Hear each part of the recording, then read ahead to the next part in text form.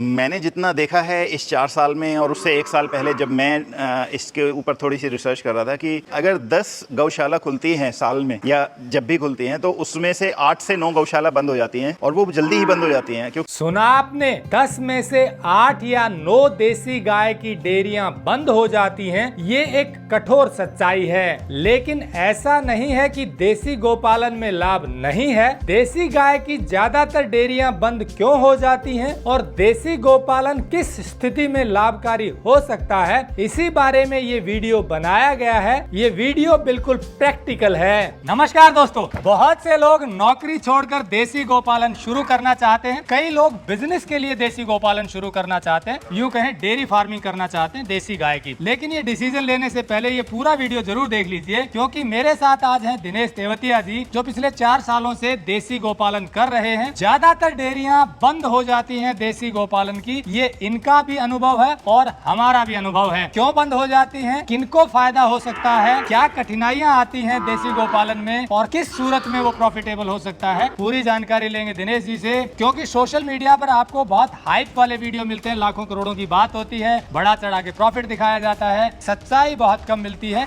हमारी कोशिश सिर्फ इतनी है कि सत्य बताया जाए ताकि कोई मिसगाइड ना हो। डिमोटिवेट नहीं करेंगे, मोटिवेशन वो होना चाहिए जो प्रैक्टिकल आधार पर हो। इसीलिए दिनेश जी की पूरी बात जरूर सुनिए। तो चलिए शुरू करते हैं। टेक्निकल फार्मिंग चैनल को सब्सक्राइब करें और बेल आइकन भी दबाएं ताकि आगे आने वाले वीडियो की नोटिफिकेशन आपको मिलती रहे। नमस्कार दिनेश जी। नमस्कार। देसी गौपालन आपने शुरू किया 4 साल पहले। सबसे पहला सवाल तो यही कि कितने प्रतिशत डेयरियां आमतौर पर बंद हो जाती हैं जो देसी गौपालन शुरू किया और फिर बंद करना पड़ा? मैंने जितना देखा है इस 4 साल में और उससे 1 साल पहले जब मैं इसके ऊपर थोड़ी सी रिसर्च कर रहा था कि अगर 10 गौशाला खुलती हैं साल में या जब भी खुलती हैं तो उसमें से 8 से 9 गौशाला बंद हो जाती हैं और वो जल्दी ही बंद हो जाती हैं, क्योंकि वो शायद कुछ और सोच के करते हैं, सो खोलते हैं। उनकी या तो वर्किंग कैपिटल उनको नहीं मालूम कि कितनी चाहिए, गौशाला कैसे चलानी है, कितनी इन्वेस्टमेंट चाहिए, उसका रिटर्न कैसे निकालना है, किस तरीके से दूध की मार्केटिंग करनी है, किस तरीके से आपको गौ सेवक अरेंज करने हैं। बहुत सारे ऐसे चैलेंजेस हैं जो समझ के नहीं शुरू करते और शायद देखा देखी में या अपने भावनाओं पे कंट्रोल ना करते हुए उनकी कोशिश तो रहती है, मन के अंदर तो है कि गौ सेवा करनी है, लेकिन वो कैसे करनी है और लाइक एवरी अदर बिजनेस उसकी क्या निटिग्रिटी है, उसकी क्या इकोनॉमिक्स है, ये समझना बहुत जरूरी है। जैसा आपने बताया कि 10 में से 8-9 डेयरी बंद हो जाती है, देसी गौशालाएं बंद हो जाती हैं। क्या ये बिजनेस का रूप ले सकता है? क्या प्रॉफिट इतनी जल्दी नहीं आता? क्या कारण है? जब आप इन गौशाला को खोलने का प्लान करते हैं तो आपको बहुत सारी चीज़ें, जैसे मैंने बोला, कैपिटल के ऊपर भी ध्यान देना पड़ेगा, इसकी साइकिल भी समझनी पड़ेगी, कब ये ड्राई होती हैं, कब ये आपको वापस से और गाय लेनी होंगी उस साइकिल को मेंटेन करने के लिए, दूध की प्रोडक्शन को मेंटेन करने के लिए। आपको दूध की मार्केट भी देखनी होगी, क्योंकि आप अगर इसको 40-50 रुपए के अंदर दूध बेचेंगे तो आप ब्रेक इवन भी नहीं ले पाएंगे, आप इससे खर्चा भी नहीं निकाल पाएंगे। आपको वो मार्केट पकड़नी होगी जहाँ पे इसकी वो वर्थ मिलेगी आपको।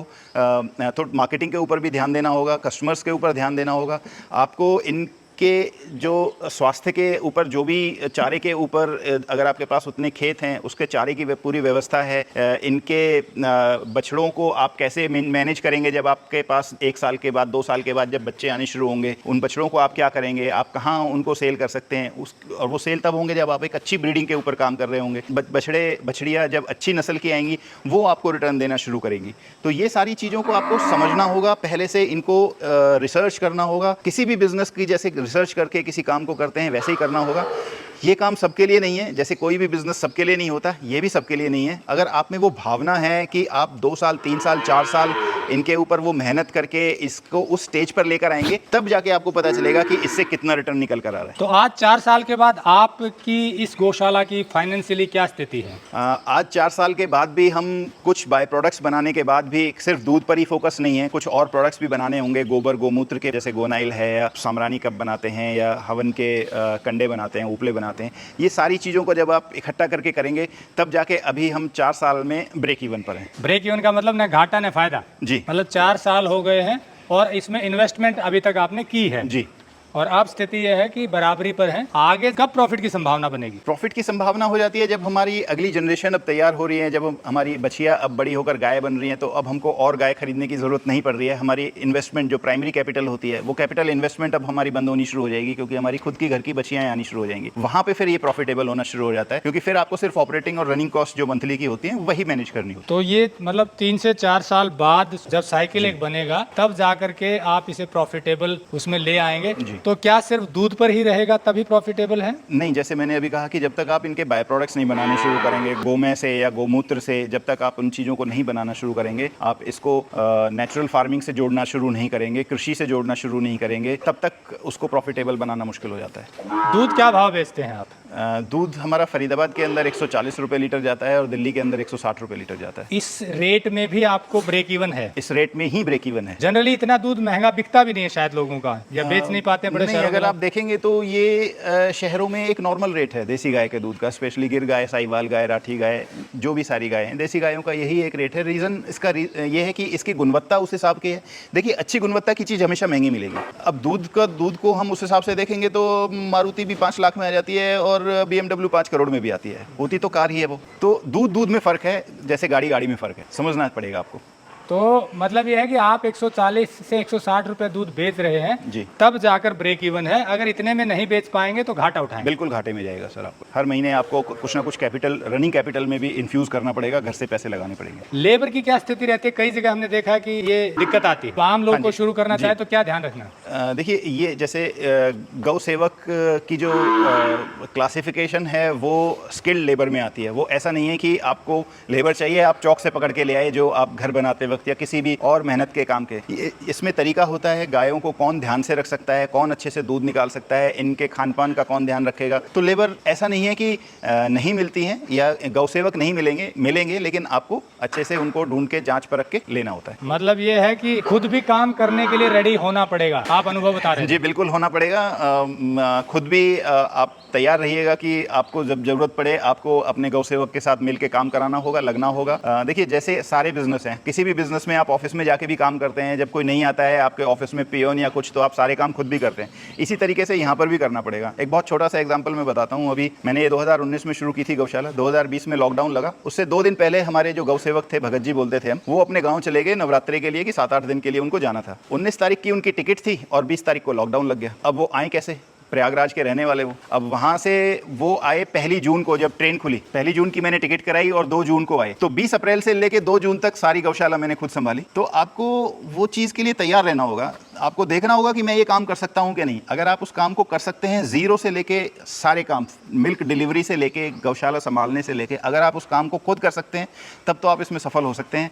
अगर आप भरोसे पे ही रहेंगे हमेशा, तो फिर किसी भी, इसमें नहीं, किसी भी बिजनेस में जब अगर आप सिर्फ और सिर्फ भरोसे पे रहेंगे तो फिर काम चलना मुश्किल हो जाता है। इसमें कुछ चैलेंजेस भी आते हैं। जैसे हम बात कर रहे थे कि गौशाला चलाना इतना आसान नहीं है। कुछ चैलेंजेस के बारे में बात करूंगा। सबसे पहला आता है कि आप जब गाय खरीदने जाते हैं, जब आप गाय खरीदने जाएं तो कोशिश करिए खुद अपना समय निकाल के खुद जाएं, वहाँ पे उन गायों को खुद 2 से 3 बार उनकी मिल्किंग लाइव देखें, क्योंकि इसमें भी बहुत तरह की चीटिंग होती है। हर तरीके की गाय को आपको वीडियो पे या फ़ोटो पे अगर आप देखेंगे तो वो दिखती कुछ और है, लेकिन जब वो आपके पास आएंगी तो वो होती कुछ और है। तो इस तरीके से अगर आप अपने कैपिटल को और अपने टाइम को गायों के ऊपर प्रॉपरली इन्वेस्ट करेंगे तो एक अच्छी गौशाला आपके चलाने के चांसेस ज़्यादा अच्छे हो जाते हैं, उसको सक्सेस बनाने के ज़्यादा अच्छे हो जाते हैं, क्योंकि जो आपका लाइफ स्टॉक है, जो आपका गौधन है, वो अच्छा आएगा। दूसरा, जब आप इन गायों को रखेंगे ओवर द टाइम, ये हीट में भी आएंगी, इनको क्रॉस भी कराना होगा। 2, 4, 5 गाय के ऊपर आप एक अच्छा नंदी रख सकते हैं तो बहुत अच्छी बात है, लेकिन उसकी वायबिलिटी जनरली थोड़े टाइम बाद आती है। इस दौरान आपको इनको आर्टिफिशियल इंसेमिनेशन कराना होगा, AI कराना होगा, आपको सीमेंस अरेंज करने होंगे। उसमें भी कोशिश करिएगा कि एक अच्छे ऑथेंटिक ऑथराइज्ड सीमेंट सेंटर से आप सीमेंट कलेक्ट करें, नहीं तो उसमें भी बहुत नकली चीज़ें आती हैं। आपकी जो नेक्स्ट पेडिग्री आएगी, जो बच्चे आएंगे, वो आपके उस अच्छे नस्ल के नहीं आएंगे, तो वहाँ पे भी फिर आपको चैलेंज हो जाती है। जब आपके अच्छे बछड़े और अच्छे बछड़ी नहीं आएंगे तो आपको फिर उनको कभी मौका मिला सेल करने का, कभी किसी आस पड़ोस में किसी भी किसान को देने का, तो आपको फिर उस तरीके के रेट नहीं मिल पाएंगे जो इनकी असली कीमत असली में होती है। तो वहाँ पे भी आपको चैलेंजेस आएंगे। अच्छा नंदी आपको रखना चाहिए। जब भी आपको लगेगा कि हाँ आपके पास 10-12 गाय हो गई हैं, अच्छा नंदी रखिए, अच्छी ब्रीड का रखिए, अच्छी पेडिग्री का रखिए, वो भी ढूंढने की ज़रूरत है। फिर तीसरा पॉइंट जो बहुत इंपॉर्टेंट आ जाता है कि बीमार होती हैं तो आपको अच्छे वेटनरी डॉक्टर के साथ ज़रूरत होती है कि आप उनसे संपर्क बना के रखें। वेटनरी डॉक्टर में भी चैलेंजेस आते हैं, जिनको अच्छी जानकारी है आयुर्वेदिक दवाइयों की भी और एलोपैथी की भी, उनके साथ रखिए जो स्पेशलाइज्ड हों देसी गायों के इलाज करने में। ऐसे वेटनरी डॉक्टर के साथ आप संपर्क में रहेंगे तो आपकी गाय ज़्यादा अच्छे से स्वस्थ रह पाएंगी और डिजीज़ फ्री रहेंगी। इसको प्रॉफिटेबल बनाने के कई रास्ते भी हैं, ऐसा नहीं है कि इसमें प्रॉफिट नहीं है, इसके कई रास्ते हैं प्रॉफिट बनाने का। अगर आपके पास अपनी ज़मीन है खेती की, अगर आप गाय को खेती के साथ जोड़ के उसकी इंटीग्रेटेड फार्मिंग में जाएंगे, ऑर्गेनिक फार्मिंग में जाएंगे, जिसके बाहर भी प्रोडक्ट्स और अच्छी क्वालिटी में बिकते हैं, अच्छे पैसे उससे भी मिलते हैं, वो आपको रिटर्न ऑफ इन्वेस्टमेंट अच्छे से जाकर देगी। तो दोस्तों, जैसा दिनेश जी ने बताया, देसी गोपालन शुरू करने से पहले पूरा आपको एक वर्किंग करने की जरूरत पड़ती है कि कितनी इन्वेस्टमेंट होगी, कितनी रनिंग कॉस्ट होगी, दूध क्या भाव बेच पाएंगे, कितना दूध बेच पाएंगे, और बाई प्रोडक्ट जो है वो कितने बना पाएंगे गोबर और गौमूत्र से। इसके अलावा फिर आप खुद काम कर सकते हैं या नहीं कर सकते, और फिर ब्रीड पे काम कर सकते हैं, ब्रीड कितनी डेवलप करती है, ये सब चीज़ें मिला करके जब देखेंगे, और इसके अलावा ज़मीन आपकी है, खेती आप उसके साथ कितना जोड़ रहे हैं, ये सब चीज़ों को एनालाइज करने के बाद देखना कि क्या आप ये कर सकते हैं जो बताया गया है। अगर ये कर सकते हैं और भाव के साथ कर सकते हैं, ये प्योरली बिजनेस वाला काम नहीं है कि आपने काम शुरू किया और लोग काम कर रहे हैं और आप सिर्फ मॉनिटर कर रहे हैं। ये भाव के साथ जुड़ा हुआ मामला है, क्योंकि यहाँ जीव के साथ आप काम कर रहे हैं, क्योंकि गाय बीमार भी होती हैं, गाय को भूख प्यास भी लगती है, उनका ध्यान भी रखना पड़ता है, और डेली का काम है।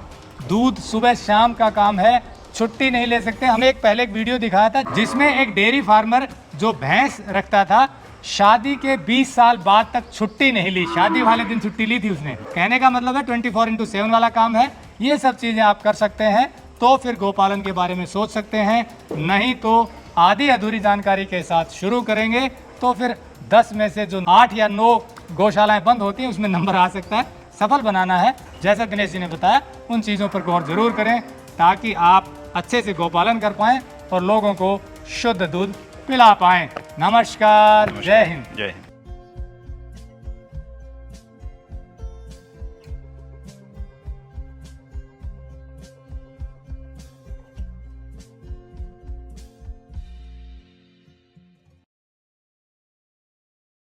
अगर आपको यह वीडियो पसंद आया है तो ज्यादा से ज्यादा लाइक और शेयर जरूर करें। साथ ही चैनल को सब्सक्राइब करना ना भूलें।